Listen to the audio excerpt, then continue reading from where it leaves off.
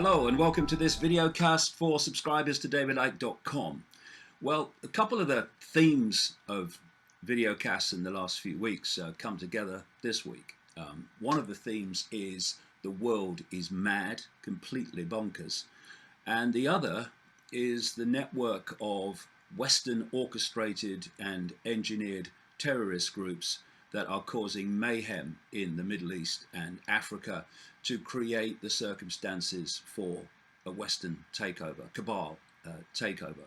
And those two themes come together in this organization that's, of course, all over the news because of what it's doing now in Iraq, a group called ISIS. And now that's a very significant name, which I'll get to later. ISIS is the Islamic State in Iraq and Syria, because they want to take over that whole area.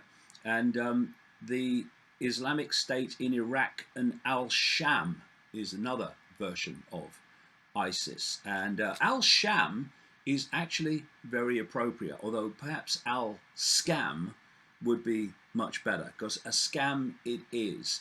It's another movie, a horror movie, yes, but it's another movie designed to orchestrate events that eventually will allow the subjugation and control of the whole of the Middle East and, in the end, the whole of Africa. Now, this ISIS was supposed to have kind of started about 2004, but it was in April 2013 that it took the present name and started heading towards what it's doing now. And it's said that it is an outgrowth, if you like, from Al-Qaeda. And the propaganda is that it's so extreme, ISIS, that it was too extreme for Al-Qaeda. Now, they are trying to, or have spent all these years, seeking to sell us the lie that this Al-Qaeda organization was behind 9/11, and if you can get more extreme than doing what happened on that day, they didn't, but the propaganda wants us to believe that, then how extreme must this ISIS be, according to this propaganda, that it's too extreme for Al-Qaeda? Load of bloody rubbish. And let's go back to a base position here, in fact, a database position. And that is that there is no Al-Qaeda in the way that it is portrayed by Western propaganda, the way that it is described in terms of its structure. This is Robin Cook, former British Foreign Secretary, very soon before he died, actually. And he said this: throughout the 1980s, Osama bin Laden was armed by the CIA and funded by the Saudis to wage jihad against the Russian occupation of Afghanistan.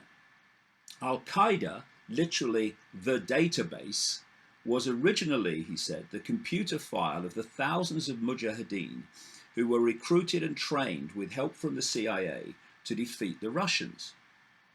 Inexplicably, Cook says, and with disastrous consequences, it never appears to have occurred to Washington that once Russia was out of the way, bin Laden's organization would turn its attention to the West. Well, it's not inexplicable. It's how the game works. The idea is to create these terror groups, or in many cases, create the belief in these terror groups and how they operate, to justify, under the problem, reaction, solution scenario, create the problem, get the reaction, do something, then offer the solution to the problems you have created. Under the problem, reaction, solution technique, to justify intervention into countries because of terrorism, and justifying more and more freedoms and basic civil rights being taken away in your own country on the excuse of protecting the population from terrorism. And on this Al-Qaeda situation. Here's Jason Burke, author of Al-Qaeda Casting a Shadow of Terror. He's talking on a BBC program called The Power of Nightmares. And that is, in many ways, problem, reaction, solution. The power of nightmares. Get people to experience or think they're experiencing a nightmare or potential nightmare, and then save them from the nightmare which you have created. Anyway, Jason Burke says this about Al-Qaeda.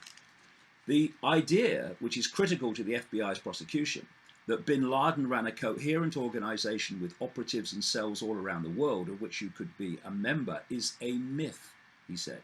There is no Al-Qaeda organization. There is no international network with a leader, with cadres who will unquestioningly obey orders, with tentacles that stretch out to sleeper cells in America, in Africa, in Europe. That idea of a coherent, structured terrorist network with an organized capability simply does not exist. But what he was talking about there was Al-Qaeda at that time. This ISIS situation is different. This is a new stage. This would appear to be a very organized network, extremely organized, immensely well funded. I mean, I've seen figures of maybe $2 billion they have at their disposal, and extremely well armed with American weaponry for reasons I'll come to. And here's a big piece in the Daily Mail newspaper this week, Jihadi Terror Group PLC. And the reason they call it PLC is because they've produced accounts, like annual accounts of a company, detailing finances, but also detailing all the murders they've done, the beheadings they've done, and all these horrors that they're carrying out. And it's just like a PLC has produced it. And this is a highly organized operation. And this is, like I say, a new stage. Now, one of the things that I've been writing about for many years is the fact that the plan was to create massive divide and rule of the Arab world, the Muslim world, through playing Shia Muslims off against the Sunnis, to create conflict and upheaval. And there's nothing like chaos to exploit your goals. The 33rd degree of Freemasonry has a motto: ordo ab chaos, order out of chaos. And that is problem, reaction, solution. Create the problem, create the chaos, then offer the order out of the chaos. But it's your order, your new order, your new structure of control. And what we see here with this ISIS group is that Sunni Shia schism being massively and blatantly exploited, because the ISIS group claim to be Sunni, and certainly Sunni Muslims believe that's the case, although some people question that, because some people say, well, actually behind it, and I would be one of them, is not even anything to do with Islam. But they are seen as Sunni, and they are attacking the Shia population of Iraq. And what's been kind of bewildering to a lot of people recently, and I understand it, is that after all this condemnation of Iran, and we ought to attack Iran, we ought to take the nuclear capability out and all that, suddenly in very recent times they've been talking about, well, maybe we ought to come to some agreement with Iran over what we do about this ISIS group. Well, the ISIS group are Sunni, and Iran is basically the center of the Shia world. 89% of Iranians are Shia Muslims. And so what it would seem to me is happening with Iran is there's an attempt to draw them into this situation with ISIS on the basis of protecting Shia Muslims from their attacks. And once they're drawn in, that whole conflict then ensues and they can't get out. Because what this whole thing is about is creating so much mayhem and upheaval in the Middle East, in that whole area, including the area all around Israel, which I'll get to in a minute, that eventually there is an intervention to protect people. And out of that comes what they've been working towards for a very, very, very long time. And that is World War III, the world designed, or the war designed to transform the world, even from what it is now in terms of freedom, into a global fascist dictatorship. So, what's going on with ISIS? Well, another part of this whole scenario is what's going on in Ukraine. It's no accident they're happening together, because what they want, as I've been again writing for years about, is they want to draw Russia and China in to a conflict with the West. That was basically what the World War III is designed to be. And what's happening now with Ukraine, now this fascist government, this neo-Nazi government is in power, controlled by the West, is that there's a front opening up there, slowly but surely, with Russia to take their attention and resources away from what's happening in the Middle East. So the plan is to create so much chaos and upheaval all across the Middle East and down into Africa by using these various terror groups to orchestrate the horrors that we're seeing, to justify the eventual intervention into those countries. And, you know, whether it's Boko Haram in Nigeria, and they're now moving into other countries as well, they go under different names, but they have the same, in the shadows, the same source of control and manipulation to the same goal, which is problem, upheaval, war, terror, solution, intervention to protect the people. But you'll note at the moment that although the United States, under multiple presidents, has, you know, been unable to contain itself in terms of wanting to bomb these and bomb them and all that, they're not talking about that now with this ISIS situation, even though, you know, it was their invasion along with Britain's Tony Blair that has actually created the ground, the situation, the environment for this to happen. They're not talking about any military intervention, because, not yet, because they want this ISIS thing to move further on, and for them to get a much greater foothold in that region, so that a full-blown intervention can eventually come, not least on the premise of protecting Israel, which of course is in that very area of the Levant that this ISIS group says it wishes to turn into an extreme Muslim state. Another area of interest with ISIS is Syria, because they are in Syria fighting against the Assad regime. And so it's now so, see, people think that this is contradictory against that, and that's contradictory against that, but it's not. The thing that stops the contradictions is whatever suits the agenda is done.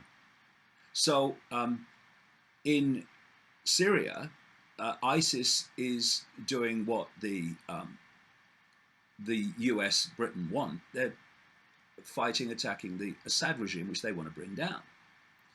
But in this is in the public arena, not in reality, I'm talking about here. But in Iraq, the same ISIS is now doing things which, in public, the Americans and the British, etc., the cabal, don't want to happen. But in fact, they want both of them to happen. They just condemn one for public consumption. ISIS is supporting the agenda by fighting Assad, and it's supporting the agenda by causing the mayhem in Iraq, because the idea is to create mayhem throughout the Middle East, and thus a problem reaction solution scenario.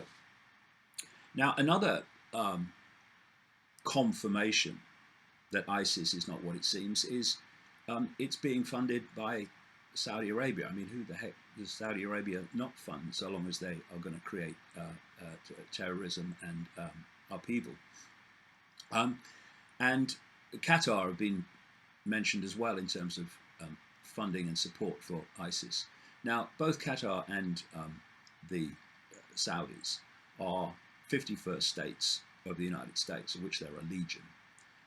And so you have the United States condemning ISIS and what they're doing in Iraq, while their satellite states are helping to create it, as they indeed funded the rebels in Libya, which was just another situation where you fund, arm, and train rebels to terrorize the country and to attack the Gaddafi regime. And then when Gaddafi responds, he's killing his own people, and we have to go in and bomb city after city to protect the civilians from violence. It's all part of the same ongoing scenario. Now, the Iraq-Afghanistan occupation by the Americans never ended. It just took a different form. They may have taken a lot of the troops out, but the control didn't disappear.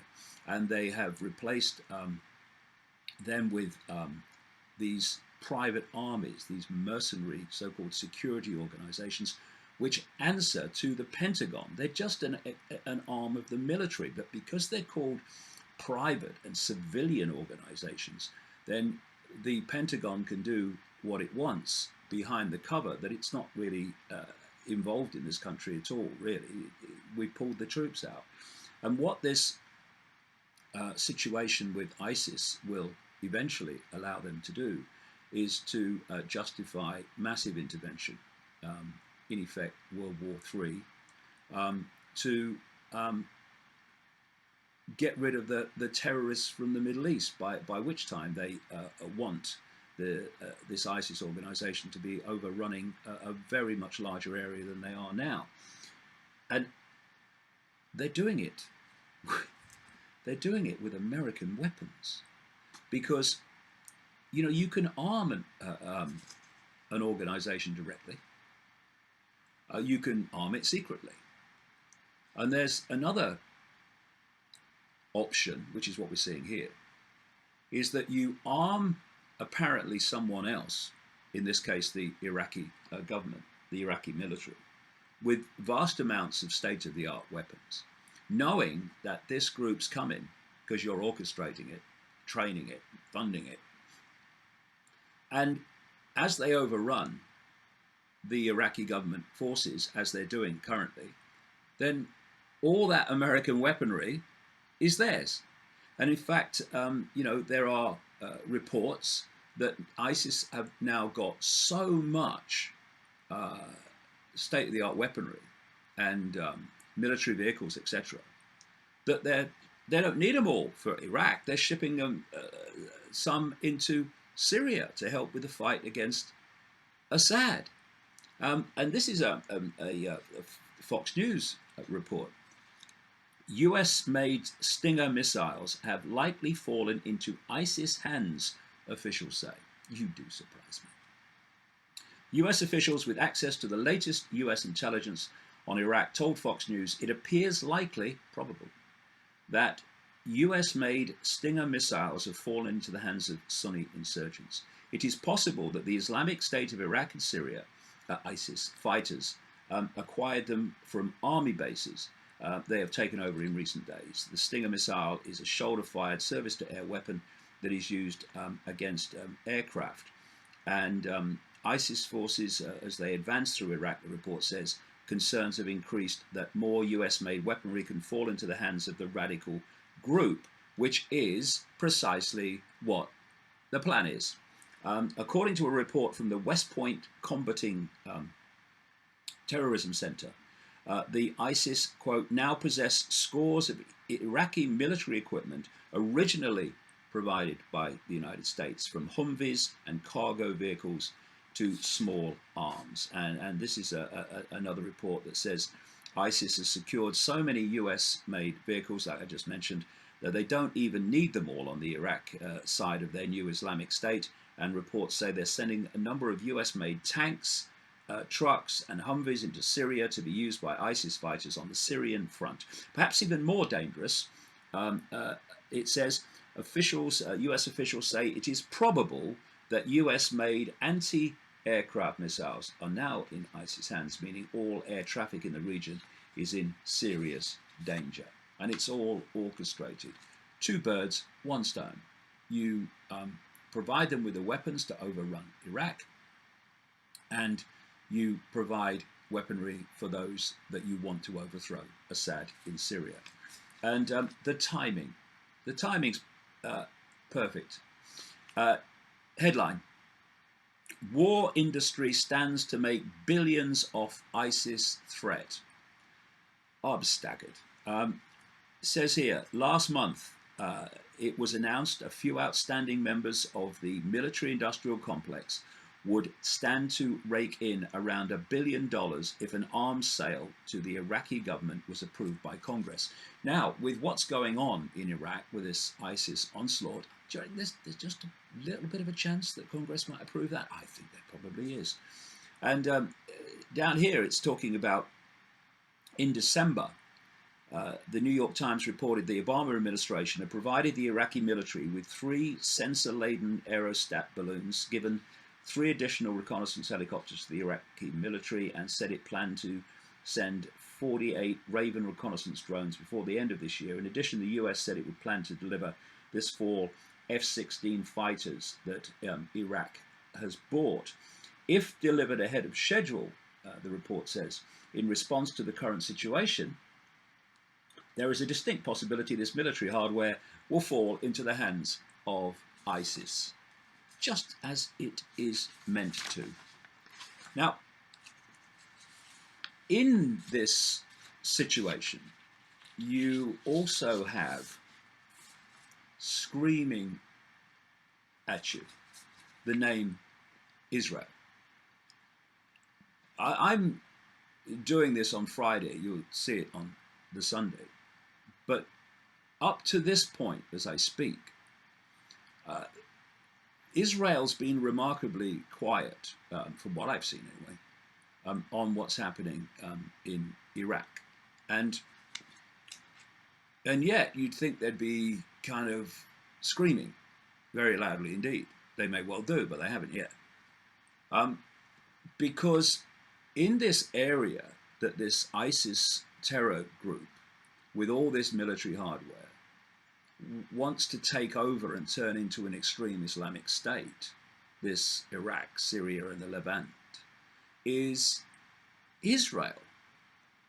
And Israel, of course, has a phenomenal military capability, including a massive nuclear arsenal, all paid for by the United States. And the United States has said that it will intervene to protect Israel whenever it's under threat. Well, what's happening at the moment, as I speak, is the Americans' government is saying we're not bringing about military intervention in Iraq. And the reason for that is that they want ISIS to go further.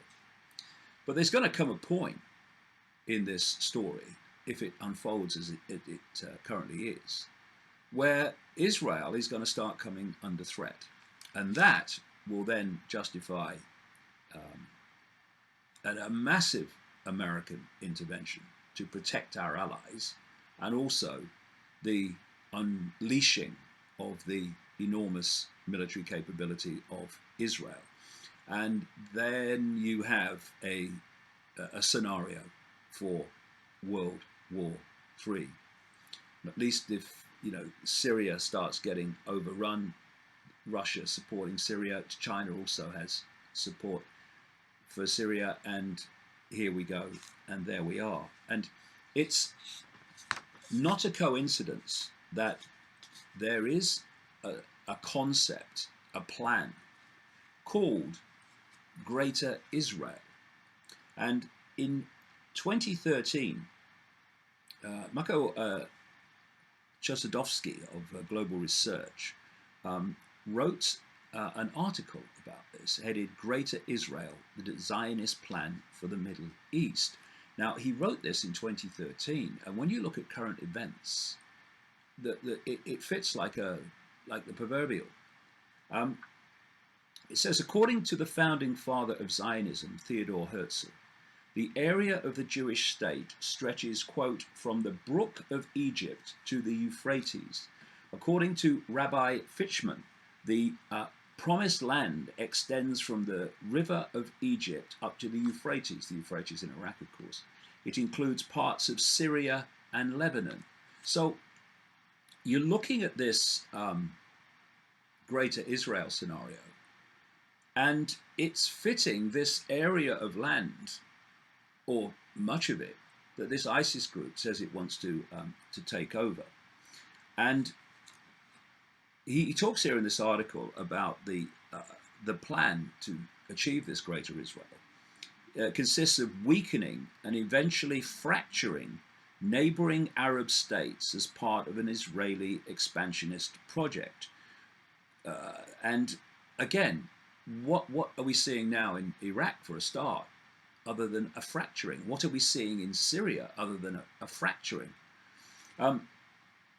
Greater Israel, the article says, would create a number of proxy states.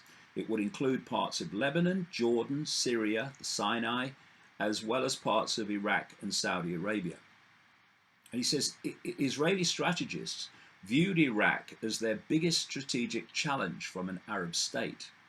This is why Iraq, he said, was outlined as the centerpiece to the balkanization of the Middle East and the Arab world. In Iraq, on the basis of the concepts of the Yinon plan, that's the plan to bring about the Greater Israel, Israeli strategists have called for the division of Iraq into a Kurdish state and two Arab states, one Shiite Muslims and the other Sunni Muslims. Well, we're very clearly seeing that unfolding with this ISIS scenario currently. The first step towards establishing this was a war between Iraq and Iran, which the Yinon plan discusses. Now, at the time, you'd think that, you know, a war between Iraq and Iran was pretty unlikely after the end of Saddam Hussein.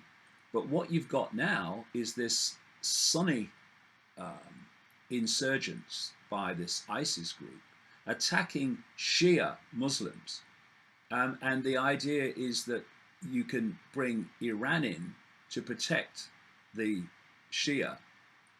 And that then creates, in effect, a war between at least parts, the ISIS parts of Iraq and Iran. It's not impossible.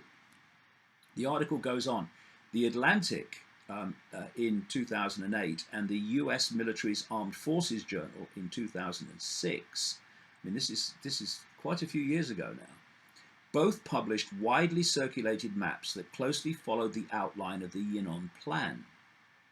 Aside from a divided Iraq, the Yinon plan calls for a divided Lebanon, Egypt, and Syria. Well, Syria, it's not divided currently, is it? The partitioning of Iran, Turkey, Somalia, and Pakistan also fall into line with these views. The Yinon plan also calls for the dissolution in North Africa and forecasts it as starting from Egypt and then spilling over into Sudan, Libya, and the rest of the region. That's what's happened. And of course, in Libya, they removed Gaddafi, who would have probably caused them a lot of problems with what they're trying to do, but he's gone now. And the article says, viewed in this context, the war on Syria is part of the process of Israeli territorial expansion. Israeli intelligence, working hand in glove with the US, Turkey, and NATO, is directly supportive of al-Qaeda terrorist mercenaries inside Syria. And they're directly supportive of the ISIS ones as well, and says the Zionist project also requires the destabilization of Egypt. Well, that's not happened, has it? The creation of factional divisions within Egypt as instrumented by the Arab Spring. Then you ask the question, this ISIS group is supposed to be extreme Muslim, extreme Sunni Muslim, but are they? This is an article. Is ISIS really Sunni? Not at all. And this is a quote from the Islamic scholar Dr. John Andrew Morrow. He says, a lot of so-called jihad, holy war, is not rooted in Islam, especially if you look at who's funding it, who's supporting it, who's behind it. Western powers have a long history of using jihadists and Islamists to further their own imperial ambitions. In terms of the foot soldiers, they may think they're fighting for Islam, but if you look closer, you find they're furthering the cause of the enemy. And, you know, this is very relevant when he's talking there about the foot soldiers. You know, people are so stupid. They're so controlled by their belief system, so full of their own need for omnipotence, that they will be putty in the hands of these manipulators. So they say, oh yes, the ISIS, we're for Sunni Muslims and a real kind of extreme Islamic state, Allah. And so, oh yeah, we'll fight for you, mate, yeah. Oh yeah, I've just seen it on Twitter, I'm going off fighting for this. And it's just a scam. It's just a front. Nothing to do with religion, it's to do with divide and bloody rule. And Dr. Morrow points out that much of ISIS's behavior is patently un-Islamic. He said that their terrorists love to film themselves committing war crimes that are forbidden by Islam, and they're proud to commit atrocities. They film it, they upload it to the internet, they have their own websites.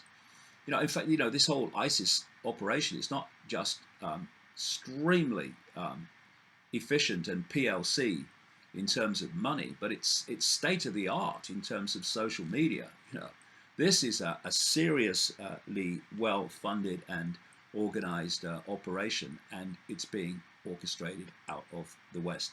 Zaid Ahmed, a Sunni Muslim defense analyst from Pakistan, says ISIS and related terrorist groups are not Sunnis. He calls them heretics from his point of view.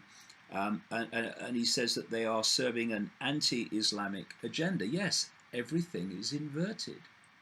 Everything is inverted. The world's inverted. So, yeah, we're fighting for Islam. No, we're fighting to destroy it by doing this on behalf of those that wish to destroy it. Hamid argues that the ultra-radical groups destabilizing Pakistan, Syria, and Iraq have indeed stepped outside of Islam and are making war on Islam and Muslims on behalf of Zionism and imperialism. And that's exactly what they are doing, not just in the Middle East, but throughout, increasingly throughout Africa. But there's another aspect to this, the ISIS crisis. Interesting, isn't it? You get ISIS in the name, crisis. I'll come to ISIS in a minute.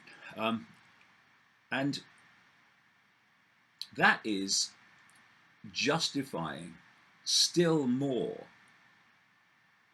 control, surveillance, loss of freedoms and civil liberties in the Western countries, who are trying to currently frighten the population with the nightmare of these terrorists, these ISIS terrorists who have been and are fighting in Iraq, coming back home, those that come from Britain or America, wherever, and bringing the terrorism back home and the Holy War back home to Britain and other European countries and North America, etc. I mean, that wasn't kind of predictable, was it? We've had in America this week, Lindsey Graham, Senator Lindsey Graham, This is a man who never opens his mouth unless he's speaking the words of the cabal that hold his strings. He's a mate of John McCain, ditto. And he's been talking this week about the probability of another 9/11 happening in the United States as a result of what's currently happening in the Middle East. And we've had David Cameron, the British Prime Minister, this is the headline, Iraq crisis, jihadists planning UK attacks, warns David Cameron. He's saying that the jihadists fighting in Iraq and Syria are planning attacks in the UK as the Iraqi government asked the US to launch airstrikes against militants. Jihadists are going to come back and cause mayhem here, he's talking about. And he said that he's insurgents from Iraq, Somalia, Nigeria, and Mali. I mean, how many bloody more? I mean, just that statement. Insurgents from Iraq, Somalia, Nigeria, and Mali. You can see how it's spreading across the Middle East and Africa. And he said, as well as those in Syria, must be dealt with, or the problems will come back and hit us at home. And we've had this man who I don't use the word madness as a symbol. I use it literally. Tony Blair, who has been saying that the invasion of Iraq by Blair and Bush, based on known lies, is in no way responsible for what's happening now, when it actually created the very circumstances for which this could happen. And Cameron's saying that ministers are ensuring that intelligence, security and policing services were focused as sharply as they can be on this problem of, terrorism at home. And so what you're going to be seeing is more and more efforts to take away more and more freedoms on the basis of protecting the population from the terrorists which they have created.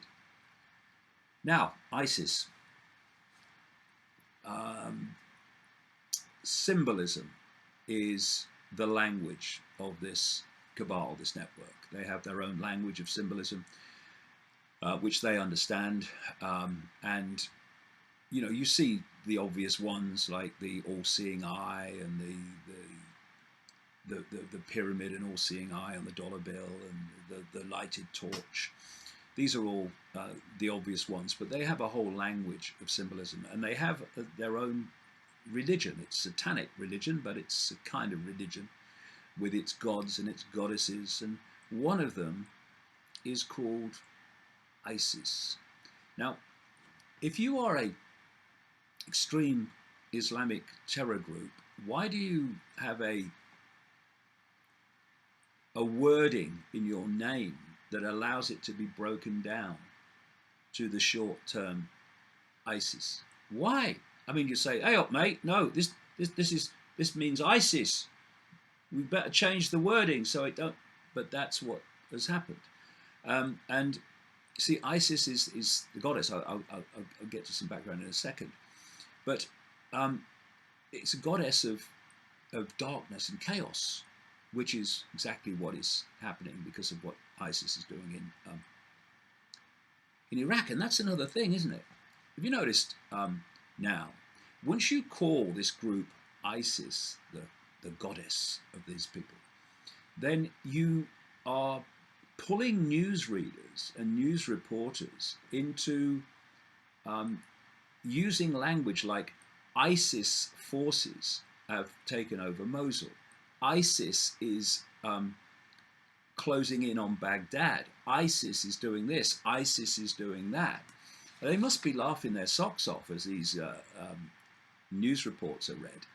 ISIS is doing this. ISIS is going there. ISIS is claiming this. And this is an article on GnosticWarrior.com. ISIS, goddess of darkness and chaos. So the goddess Isis was also known to the Sumerians as Tiamat, the serpent of chaos, the ancient one, mother of the gods and all abominations of chaos. Exactly what ISIS is doing in its terrorist form. The Egyptian god Set was originally a female deity and was identified with Isis. Set is a god of the desert, storms, and foreigners in ancient Egyptian religion. In later myths, he's also a god of darkness and chaos, hence the connection with the Sumerian Tiamat, the serpent of chaos. Says Bible scholars often associate the dragon with the devil. Can't think why. And we find Isis has morphed into Typhoon, which means terrible mother, also associated with the dragon. The Sumerian Tiamat, who is the serpent of chaos, could be to some the equivalent of what they may call the devil, and this would be where we later would get the Egyptian connection to the goddess in Egypt, Isis. They did terrible things and are associated with serpents, darkness, and chaos. And Isis became a powerful deity of the late Egyptian dynasties of the Greeks and the Romans, which a lot of this symbolism came out of. They used a lot of Roman symbolism, a lot of Greek symbolism, a lot of Egyptian symbolism, because basically it's a progression of the same thing to present day. And it says you'll find Cleopatra had always appeared in public clothed in a robe sacred to Isis, and magic, her central role as the goddess of darkness and chaos, we know as our current world, and we certainly know as the current situation in the Middle East, and particularly Iraq. So, once again, we're watching a movie. The movie is playing out on the television news, and we don't have journalists most of the time. We have movie correspondents. They're basically just writing articles about a movie. And what they want us to believe is that this is a spontaneous outgrowth from this Al-Qaeda, and that they are, through their own devices and through their own motivation, seeking to impose an extreme Islamic state on that entire area of the Middle East, including Israel. I mean, where's that going to end, for goodness sake? And that all their funding, all their organization, all their state-of-the-art social media is all coming spontaneously from them. It's not. It's another front which allows you to create a terrorist group, fund it, arm it, and train it, but in public condemn it while you control it. And when it does the dastardly deeds that you are orchestrating it to do, you can then reach a point where you say, we can't stand by and let this happen any longer. We must intervene. And what they want is the situation by then to be so bad that the current public hostility to more intervention, as was seen when they tried to get agreement to bomb Syria, that they will so get it to an extreme point that they will break down that public resistance to more military intervention. That's where we're going. And that military intervention is designed to be the trigger for World War III. And so we can buy the lie, or we can choose to see through it. And how many do one or how many do the other will be very, very significant, because this is a very, very significant moment. I mean, I've been following the story and this unfolding agenda for a long, long time. And I'll say this is a very significant moment that we're witnessing now. It is the start of another stage, upping the ante and ratcheting up the situation of seeking to trigger World War III, which is designed to transform the world from even what it is now in terms of freedom into a global fascist dictatorship. So these are interesting times, as the Chinese say, and it will be very interesting to see how this unfolds in the next few days and weeks. Anyway, that's it. I hope you've got something out of it in terms of the background to what's currently happening. And I'll see you next week. Bye.